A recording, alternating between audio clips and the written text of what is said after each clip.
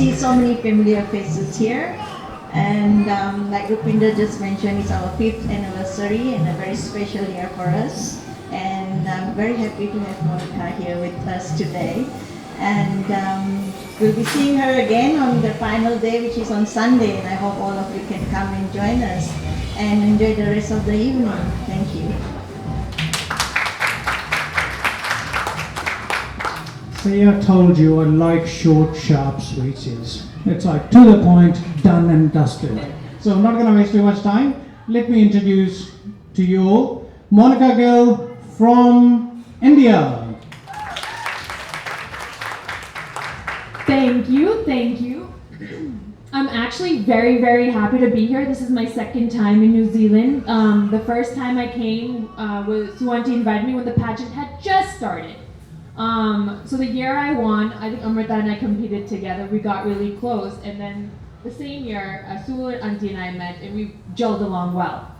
And the year that I won Miss India Worldwide was in 2014, and I just want to give a shout out to the girls right now because I know what it feels like to be in your shoes, and I've been in there more than one occasion. So we have a massive day coming for you guys on Sunday, and I understand you guys must be going through a lot of jitters.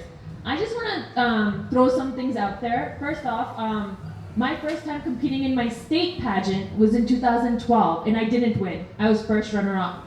But that year was the year that I had the most growth because I got to see the qualities in me in which I lacked. For instance, I was very bad at public speaking.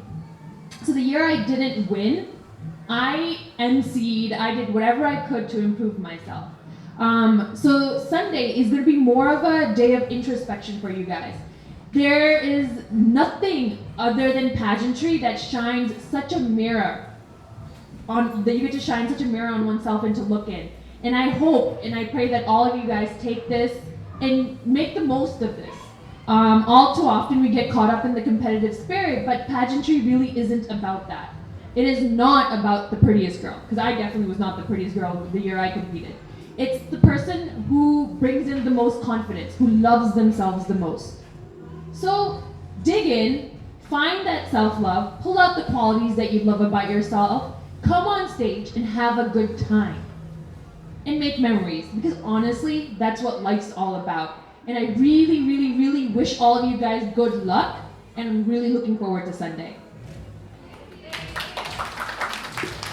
It's how you perceive it and how you carry yourself.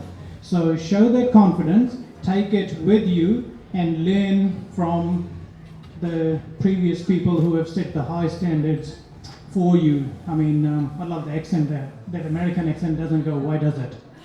It doesn't. And also, I mean, when someone says, well, I wasn't the prettiest girl, and you look at her and say, oh, okay. It's like Shah Rukh Khan say, I wasn't a very good actor. Yeah, of course, he's not, right?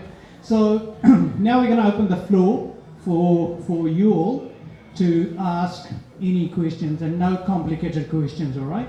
Not the birth year or how heavy are you, how much you weigh, and that kind of thing. Just write those ones down and I'll ask you later on. So just any questions, put your hand up if you want to ask her, and then we will take it from there. So this, I really want to open up to the girls because I know we have Sunday coming up. So any advice, anything you guys want to talk about, anything you guys want to ask, it's all open. And I really hope to make this session very interactive. So please do. And the first thing she said, don't be shy. Yeah, don't be shy. Okay? If you don't ask a question, I'm going to take that mark away from you on Sunday. There's one. Oh, of course. Just a little question. So on the night of the pageant, how did you overcome the nerves? Because even though everyone says, don't be nervous, we all get that nervous feeling. So how did you overcome it? And what are some good tips for the night? So I've had a night like this 4 times because my state year, the first time I didn't win, my second state night that I won, then my national and my international. So I'm of the Sikh faith, and my mom has always taught me that, whatever faith you are, you meditate a little bit. You do whatever. If you're Hindu, you do your Hanuman Chalisa. We have our Mool Mantar. In Islam, it's something else. You pray.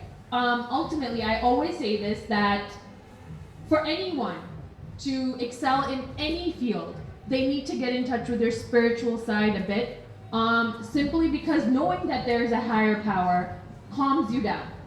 Always calms you down, because you know there's somebody or some energy or some entity which will protect you, guide you, some place to fall back on.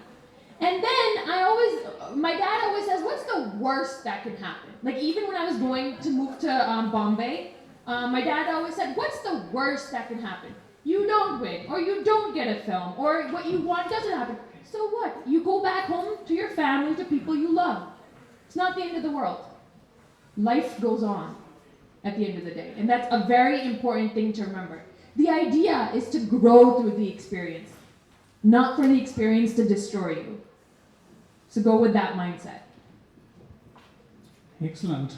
So, any other questions? Okay. Can I please say, when you ask a question, just introduce yourself so we know who's asking the question?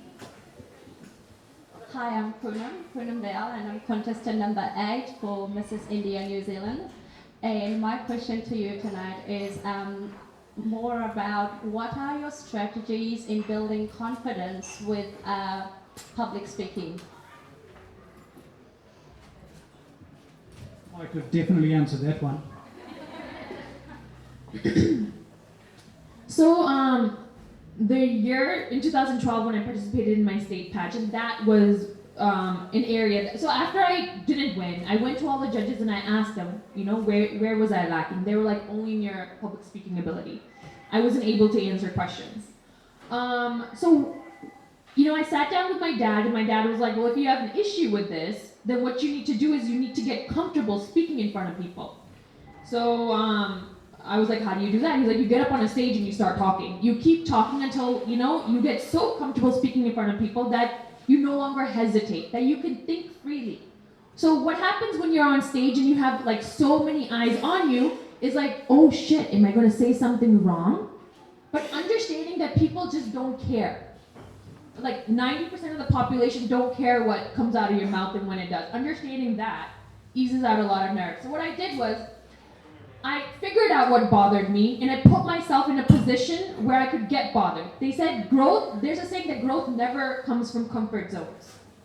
So if you are lacking in something, put yourself in a situation that you feel uncomfortable, that you have to work on that ability. And the more uncomfortable you are, the greater you will grow. Hi, I'm Summer. I was just wondering, were you always so confident when you were a little girl? No, I was not. I always say that it's the heartbreak of the diaspora. Kids, Punjabi kids or Indian kids especially that are born abroad, when I was growing up, I really didn't fit in with the gore. Why? Because I looked different. My hair was in pigtails, long hair. My dad never let me cut my hair. And when I used to go to India, I never fit in there either. And I still don't. Why? Because I spoke with an accent. And again, I look different. So what that does to a growing child or to a growing mind is, because you're different and you don't fit in, you gather insecurities. Because you don't look like the rest, you just assume because you're different, the way you look or the way you speak or the way you behave is not correct. And a huge learning curve and a learning point for me, and which happened a lot through modeling and pageantry, was accepting what I looked like or what I spoke or how I sounded. And I think everybody here can relate. We don't fit in. We do look different. We do speak different. We do have a different faith. And it's understanding that just because we're different doesn't mean we're not as good. And it's when that clock or that arrow ticks in your head is when the paradigm shifts, right? It's putting on a different. It's like putting on a different pair of sunglasses when your vision is off, right? And you put on glasses and you see things clearly. It's something like that. And modeling really helped me, and pageantry really helped me, because as I started getting work in the modeling field, I understood, oh my God, hey, I am pretty. As I was winning pageants and as I was gaining appreciation, I was like, oh, I'm smart too. People like me too. So it happened slowly. And building confidence, it's a long process because with building confidence comes self-love. Liking yourself. That's a huge, huge aspect of it. It's a huge aspect in doing anything in life. Being happy with who you are. In Punjabi, I think we call it santok. And it's called satisfaction. Being satisfied with where you are in life. Being happy with who you are. Being able to sleep peacefully at night. You know, you talk about external success. Work, crowns, pageants, tiaras. Nobody ever talks about being happy with who you are. You're not successful if you can't sleep peacefully at night. And hand in hand goes with confidence. If you're a confident person, you're happy with who you are.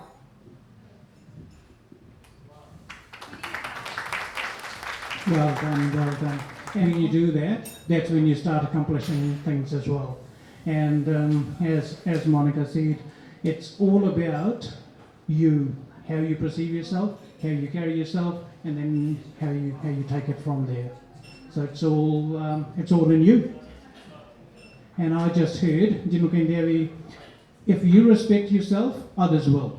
I just heard, I was talking to Saul Sarjeet today, and I just learned something new, as you learn something new every day, the saying. In the Philippines, I found out that when they introduce yourself, they just say, like for example, if I'm Rupinder Sahaba. It's like, really? And I didn't believe him. I thought he was just pulling my leg.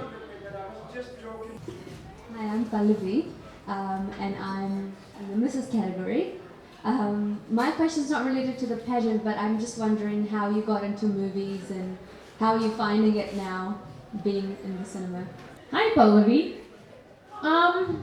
So my background is in the sciences. I was always into modeling and stuff, but I come from a very strict Punjabi family, and my dad always wanted me to be a doctor.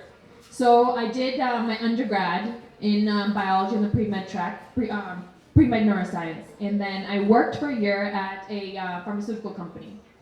While I was there is when I started competing. It was, and I had to really convince my dad to let me participate because my dad is just not into it. When I won USA, I went to my dad again. I was like, Dad, I really want to do this. And then at that point, my dad, I had done something to prove to my dad that I could do something. So he was like, okay, I never want you to, live life thinking that I stopped you from doing this. But he was like, I will give you 1 year. You go, you come back, you prep for your MCAT, and you go to med school. I'm like, okay. So I was like, okay, I have 1 year to do something. I have 1 year to do something. And in that same one, I moved to India in 2014. That same year in June was Miss India Worldwide. And I was like, oh shit, if I don't win, I'm gonna be screwed, in my mind, right? So I went with a lot of expectations, and then back to the whole spirituality thing, my mom, I was really scared because I didn't know what was gonna happen, and I was meeting a lot of people in Bombay. Nothing was working out. I was in acting school at that time.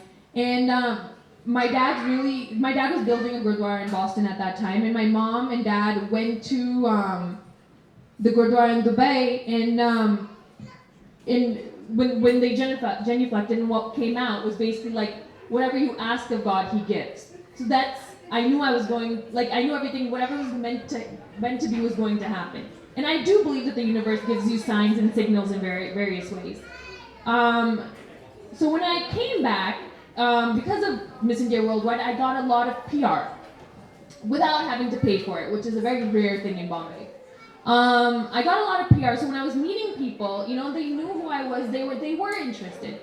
When I met Kumar Tarani from Tips, at that moment in time, he had launched a lot of big names in Punjabi cinema, and he was looking for a new Punjabi girl that had a very modern twist to her. So they took me on.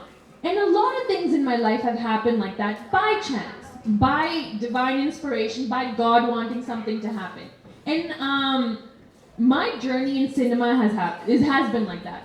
Things have just happened. Yes, I put my best face forward. I wake up with a positive attitude. I go in thinking yes, this can happen. But even just now, Paltan, I don't know, has anybody seen Border? You guys have seen Border, right? So Paltan is the J.P. Datta film, probably the biggest film that I've ever been a part of. And that was also I had come from the US, I go home for Christmas and Lodi and stuff. I'd come back, I was just chilling, and one of my managers calls me, he's like, you have a meeting. And out of the blue, and I was like, okay, I go in within half an hour, I'm final. So things like that happen, and I always say that to my younger siblings. I say this to everyone, that what you are destined for will always find you.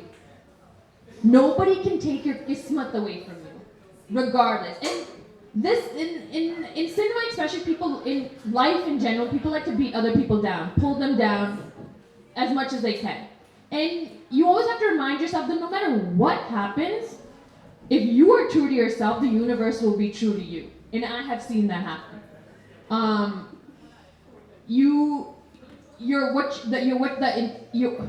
The intent with what you do things, the intent with how you operate, how you behave, how you act, that's what comes back. And full and final, like what is written for you will find you. Hi, I'm Anshni. You've had such amazing journeys. What is the most memorable one for you? Oh wow. I think the one that's most memorable for me was when I won Miss India Worldwide. Simply because for the first time ever, I was living away from home. Like even when I went to uni, it was very close to my house, so my parents would have me home every weekend. But when I was in Dubai for Miss India Worldwide, I didn't know if my parents were gonna make it. They showed up and they surprised me. My little brother was there, and just seeing the look on my parents' face when I won, like I have a photo on Instagram where my dad has one fist in the air and one camera in his hand, and my mom has both hands in the air. Just seeing that and how everything played out, like that, for me was like okay, doors are open, like good things are happening. Like I still like that feeling and those moments go through my mind. Whenever I'm down, I think back to that. I'm married to a Gill, but I come from a Hindu family. I just want to know one thing. Does it happen with all the Gills from our community कि एक हफ्ते बाद उस गिल नू याद आ जांदा कि मैं गिल्लां दी कुड़ी हां? Does it happen with you too? You can blame it on the Punjabi blood. Thora gan hunda hi a. But yeah, I guess being Punjabi, like whenever something happens about my dad. Actually, I remember I was shooting for Punjab. I was shooting in Toronto. It was very cold, and my mom and my mommy. So I always have a family member on set, but like my mom and mommy ji were there. And my mom comes like, "Hi, shiver nahi karna. Tu jattan di kudi hai. Thand nahi lagni. Nahi. Apni shot de jaake." Like so, like it happens. Then they pump you up. It's the Punjabi blood. We believe in ourselves. You don't get us down easy.